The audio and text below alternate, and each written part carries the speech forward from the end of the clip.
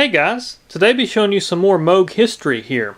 So this is a very interesting instrument, and I know a lot of you are looking at going, oh, that's just a Memorymoog. Well, it is a Memorymoog, but it's not a Memorymoog. Let me explain. So what this is a basically Memorymoog, but it's been rebadged, and it's called the Sanctuary.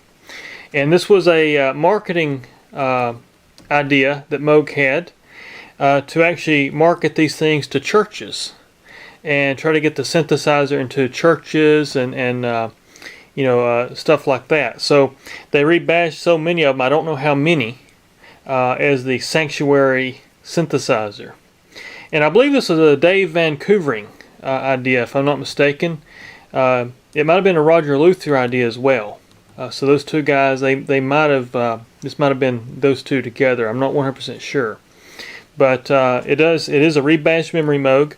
Now typically this would be in a Plus model, because when you walk around back here you can see that you've got the MIDI and everything, but if you look at the back here, once again it says Sanctuary synthesizer.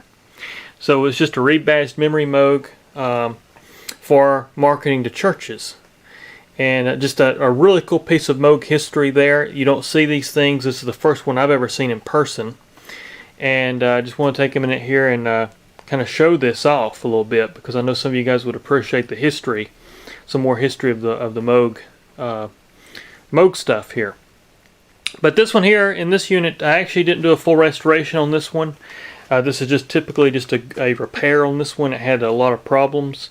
Basically it was dead on arrival, it didn't work, and it had some computer faults. Actually somebody had replaced the computer in this one at some point, the digital board, and they replaced it with a standard. Evidently this is a Plus, and they didn't finish doing all the updates, and some of the updates they did to the board was not correct for making this thing run as a Plus unit. So redid the modifications to the board to make it a Plus digital board, and also it got a new power supply, it got a synth supply in it, and it got a good calibration and took care of all the other faults it had in the demucks and voices and all that good stuff. So it's playing really great, and I just kind of let you hear this thing.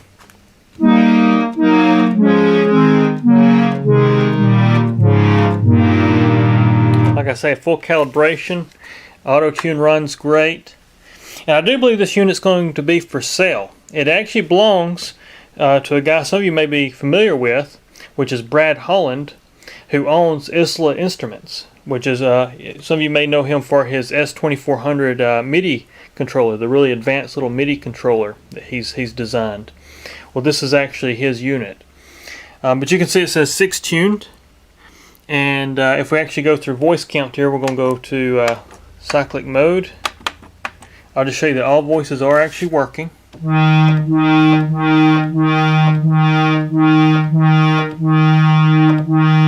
As you can see, there's all the voice counts, and the filter also, I calibrated all the filters as well. So if we turn down the oscillators here, I'm just making this kind of fast here, turn full tracking on,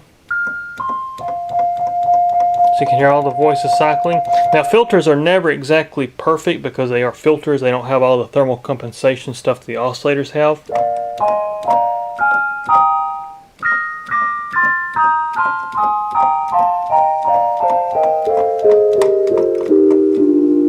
But you can hear the filters. They're all working great. All that's calibrated really tight. We'll reset voice 2. Also, it's being a Plus, I've loaded the factory tape data. So if we hit CC enter, that brings into sequencer. We'll hit 1.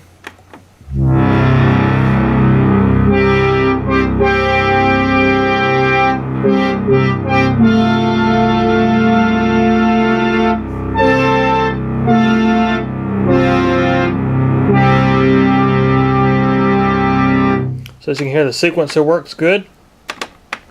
And it's just a really great playing instrument. It's really nice.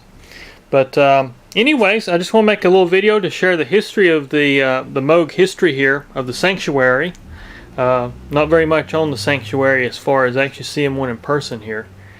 But anyways, guys, I just want to make a video for y'all. Hope y'all doing well, and there'll be more to come very soon. Take care.